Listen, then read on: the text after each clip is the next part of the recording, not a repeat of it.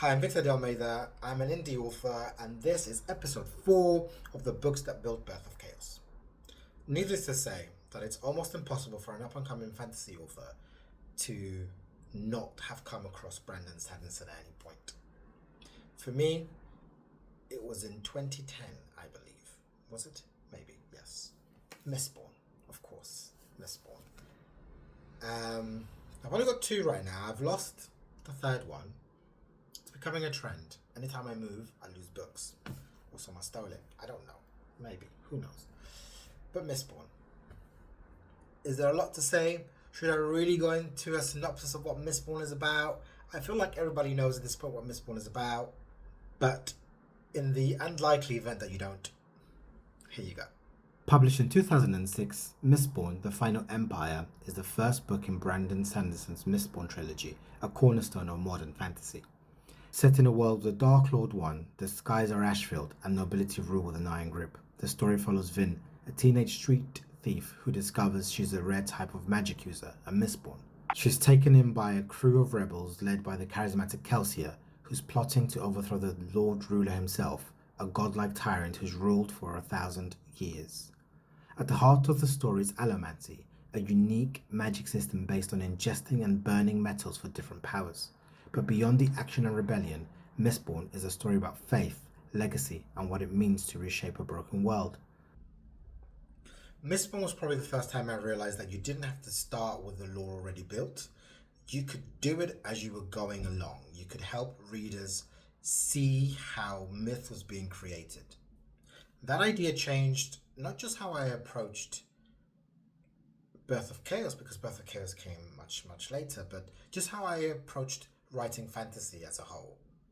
By this, I don't mean that Sanderson was the first person to ever do something like this. Or I am assuming that most authors know the backstory of the backstory of the backstory, but what I'm saying is that usually we're told those stories, if we're ever told them, books later, and here we're almost sort of like seeing this myth being built as we go along. So what I mean is that where most fantasies throw you in a 1,000-year-old world with 1,000-year-old lore, Mistborn is actually guiding you through the lore that is being created as you read it. So that by the end of the series, spoiler alert by the way, so 3, 2, 1, by the end of the series, the character you knew as Kelsier has become a godlike figure, and you watched it happen in real time.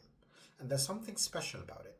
Despite the sheer scope of the idea and what Mistborn's going to become,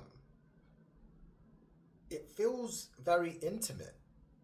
It doesn't feel like this sort of like sweeping epic. When we consider that I've just mentioned that I started with Harry Potter and I moved to David Eddings and then I went to Raymond D. Feist, this is still big. It has big ideas, but it feels intimate. It feels like that indie film that went on to become a blockbuster, like Juno, I guess.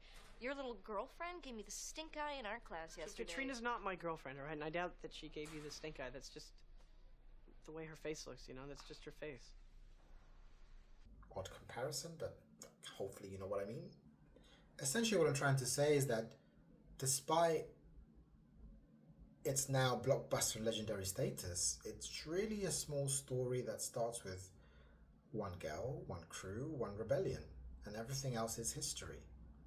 That combination of personal implications with cosmic sort of like scale is, I guess, something that I've tried to implement into my own writing, trying to have this sort of like sweeping epic fantasy that pays homage to the Raymond D. Feist, the David Eddings of this world, but really keeping that intimacy that I felt Mistborn had is what really I've tried to put within Birth of Chaos. If the Bulgaria had got me into fantasy and Raymond D. Feist's Magician showed me sort of like a whole new approach to it, I think I could easily say that Brandon Sanderson showed us all what modern fantasy could be. And undoubtedly, that's why the Mistborn series is one of the books that built Birth of Chaos.